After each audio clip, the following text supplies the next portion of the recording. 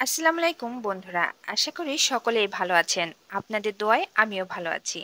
আজকে আমি আপনাদের জন্য নতুন একটি ভিডিও নিয়ে এলাম। আপনারা যারা বাসায় শাকসবজি লাগাতে পছন্দ করেন, তাদের জন্য এই ভিডিওটা আশা করি অনেক উপকারে আসবে। দেখুন, এগুলো হচ্ছে কলমি শাক। অনেকেই আছেন কলমি শাক খেতে পছন্দ করেন। তারপর আমি এই কলমি শাকগুলো বাসায় লাগিয়েছি অন্য একটা কারণে। অবশ্যই সেটা আমি আপনাদের জানাবো। তবে আগে বলে রাখি, যারা বাসায় কলমি শাক লাগাতে চান তাদের জন্য বলবো, প্রথমে বাজার থেকে এক আঁটি কলমি শাক নিয়ে আসবেন। তারপর পাতাগুলো ছিঁড়ে আপনি রান্না করে খেয়ে ফেলবেন। বাকি যে ডালগুলো থাকলো সেগুলো আর ফেলে দেবেন না। সেগুলো এমন একটি পাত্র নেবেন যার ভিতর পানি ভরে নেবেন। এরপর এক এক করে ডালগুলো ওই পানির ভিতর ভিজিয়ে রাখবেন। কিছুদিন পরেই দেখবেন এভাবে ডাল বেরিয়েছে, পাতা বের হচ্ছে এবং অসংখ্য শিকড় গজিয়েছে, যেগুলো দেখলে আপনার মনে শান্তি লাগবে, যেমন আমার লাগছে। আসলে আমি এই ডালগুলো লাগিয়েছিলাম আমার পাখিকে খাওয়ানোর জন্য। আমার বাসায় পাখি আছে, যে পাখির জন্য নিয়মিত আমার কলমি শাক কিনতে হয়। তো ভাবলাম কিছু ডাল আমি পানিতে রেখে দিই। এভাবে ডালগুলো হয়েছে, আমার দেখে তো খুবই ভালো লাগছে। দেখুন ছোট ছোট কত শিকড় গজিয়েছে। আগেই বললাম আমার বাসায় পাখি আছে। পাখিগুলোকে নিয়মিত কলমি শাক খেতে দিতে হয়।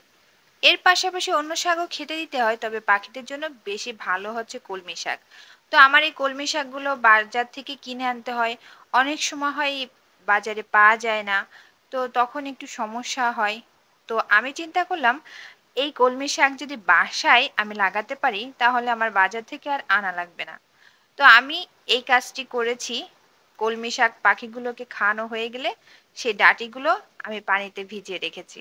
এখন দেখুন কত সুন্দর শাক হয়ে গেছে। এখান থেকে আমি কেটে কেটে পাখিকে খাওয়াতে পারবো।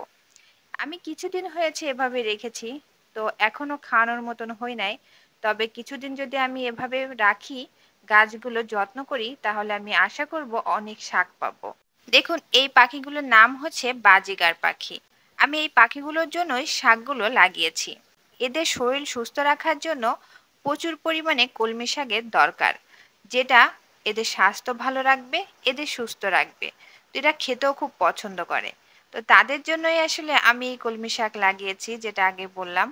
তো কলমি শাকগুলো দেখুন কত সুন্দর হয়েছে, এবং একটু উঁচু করে দেখাই আপনাদের। দেখুন কি পরিমাণে শিকড় গজিয়েছে এই কলমি শাকের গোড়া থেকে।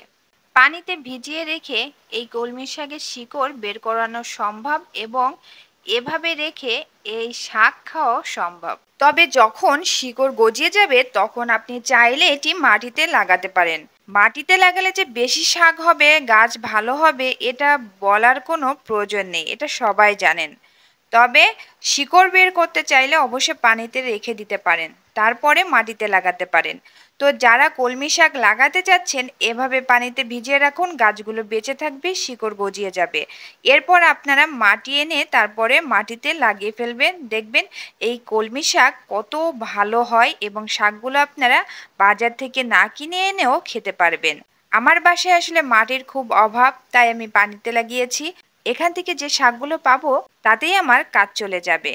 তো যাই হোক, আপনারা চাইলে এভাবে কলমি শাক লাগাতে পারেন। কলমি শাকের শিকড় সহজেই বের করতে পারেন পানিতে ভিজিয়ে রেখে।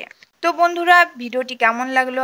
আশা করি ভালো লেগেছে। যদি ভালো লাগে তাহলে অবশ্যই ভিডিওতে একটা লাইক দিয়ে দেবেন, আমার চ্যানেলটি সাবস্ক্রাইব করে রাখবেন, আর নতুন ভিডিও পেতে অবশ্যই বেল আইকনটি অন করে রাখবেন। ভিডিওটি এখানেই শেষ করছি। আল্লাহ হাফেজ। সকলে ভালো থাকবেন, সুস্থ থাকবেন।